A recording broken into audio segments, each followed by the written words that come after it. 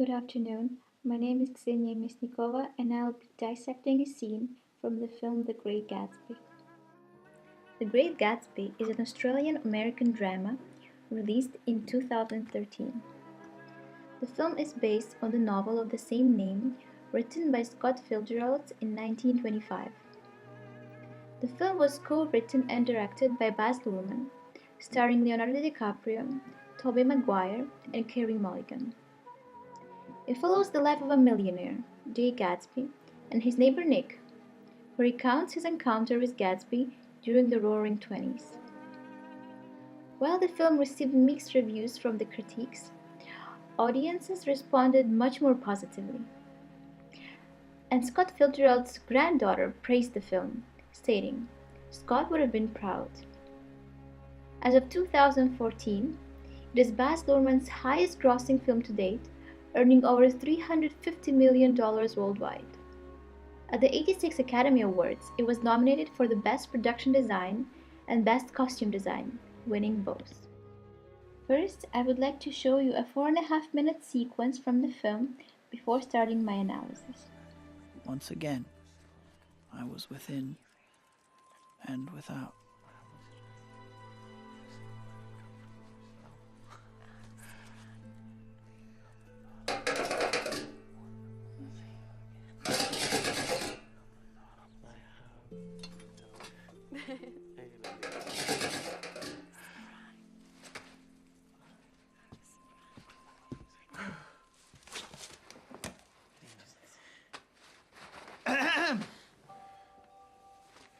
It stopped raining. Yes, it has, hasn't it?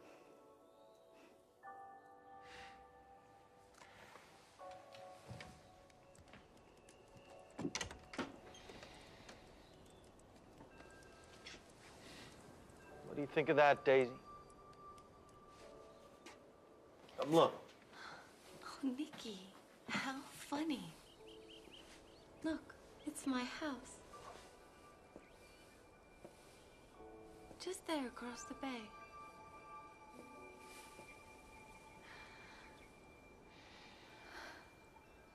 I know. I have the same view from my place. Where's your place? Nick, I want you and Daisy both to come over to my house. I'd like to show her around. You sure you want me to come? Absolutely, old sport. Absolutely. Laudner, open the gates. Open the gates! The gates brought in from a castle in Normandy. Oh, Jay, it's so grand. You like it? I love it. But how do you live here all alone? Oh, I don't. Keep it always full of interesting, celebrated people.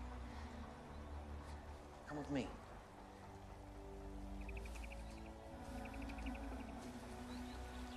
Your house looks well, doesn't it? See the way the whole front catches the light like that? That's splendid. Come on, you two. I want the royal tour. You must understand that I like all things that are modern. Presses the R comes out there. Oh.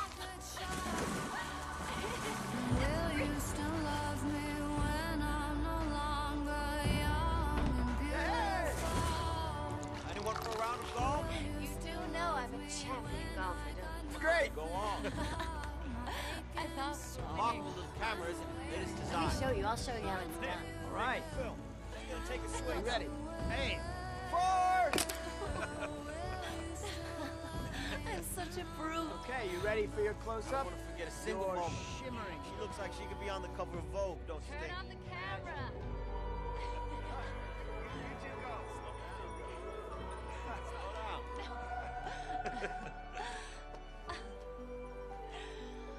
Oh, it's beautiful. It's a custom Wurlitzer. Can anyone play that? Klipspringer cat. Someone wake you in. Of course, sir. Music. And then we can dance all Lynn's night. a symphonic genius. He can play anything. Then I demand a She chance. makes it look so splendid, don't you think, old sport? I have a man in England who buys me clothes. I've never seen anything like it. Something for the lady? sends over a selection at the beginning of each season. Jay! These are silk, Jay! these are flannel, They're so beautiful! Indian cotton, Stop it! Jay! linen, Nicky, he's a madman! I can't help you. flannel. You're going to have to refold every single one of them. You'll ruin them. Jay, stop it. Right here. No, Jay.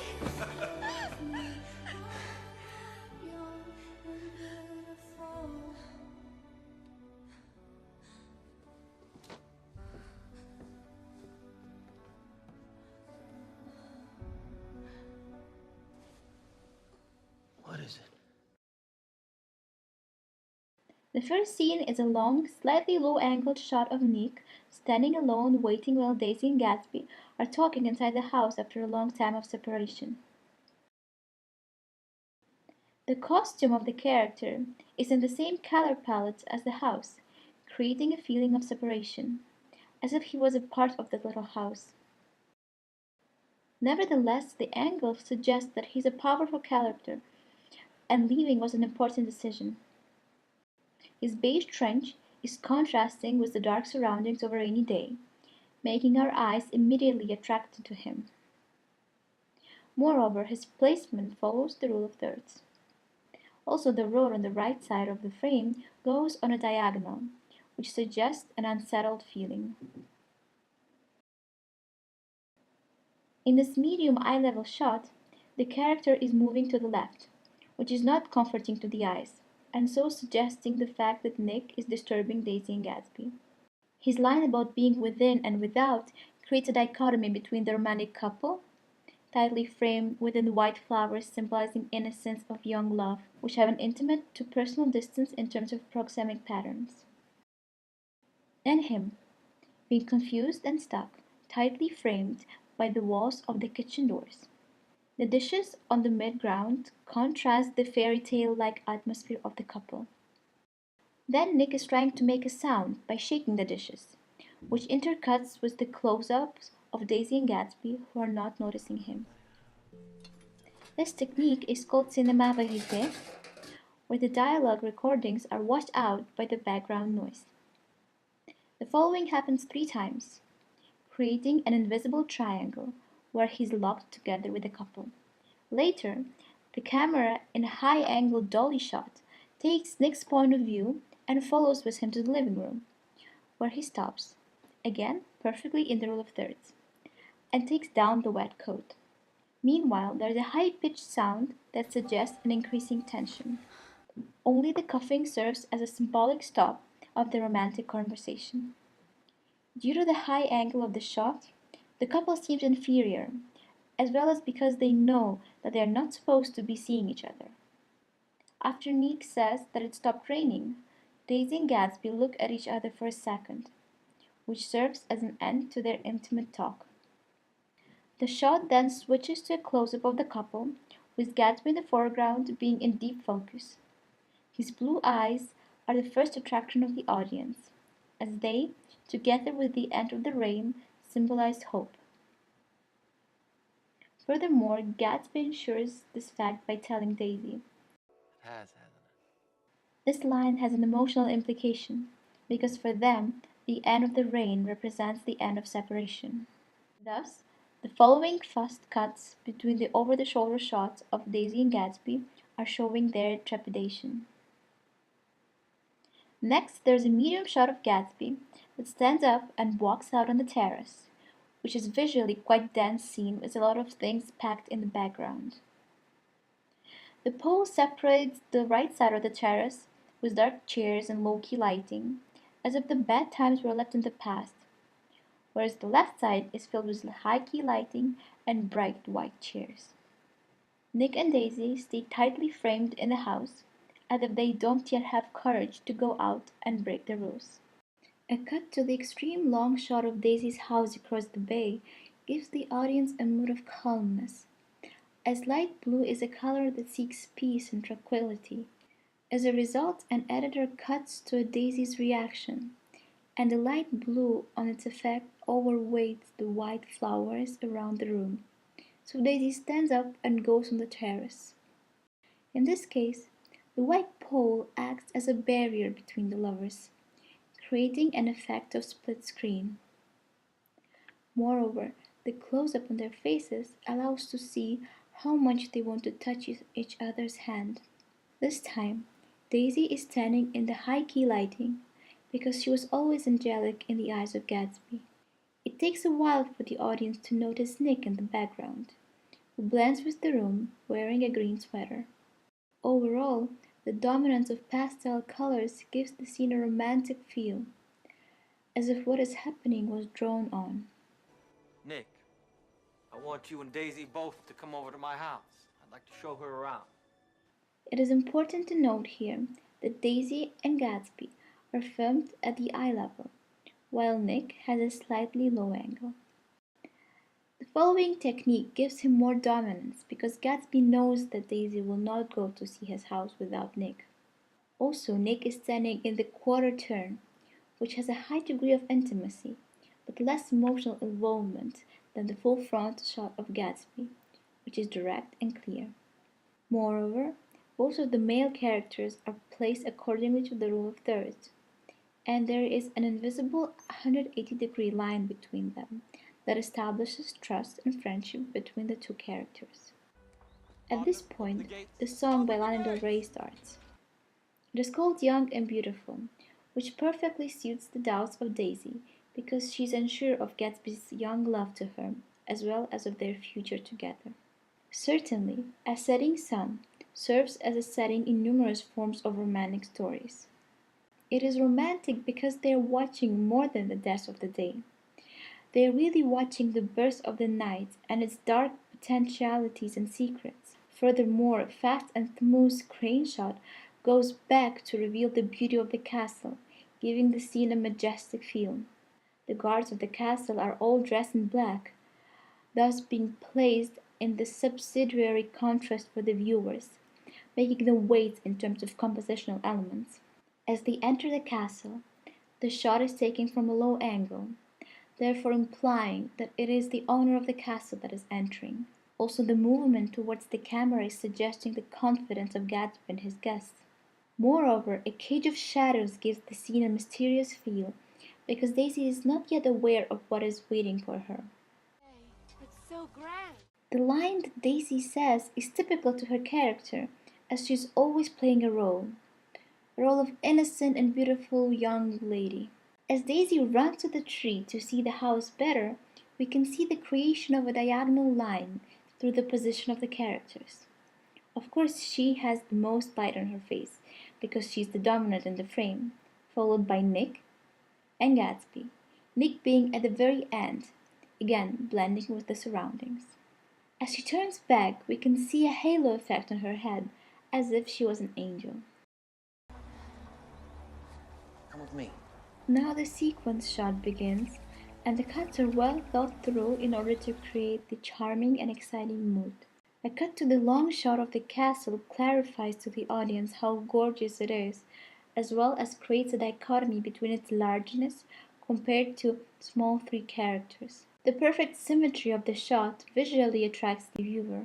The house looks well, doesn't it? See the way the whole front catches the light like that? As Gatsby starts his interior monologue, he is rushing the words, giving a sense of excitement and the overwhelming amount of thoughts in his head. The two characters are in focus while the background is out of focus, so that our attention is manipulated to focus only on the men.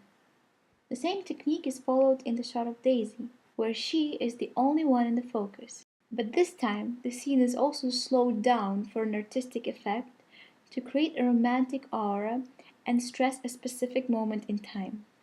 From the three-quarter turn, she's facing the audience, opening up her feelings to us. Daisy is placed on the left third, which looks very appealing.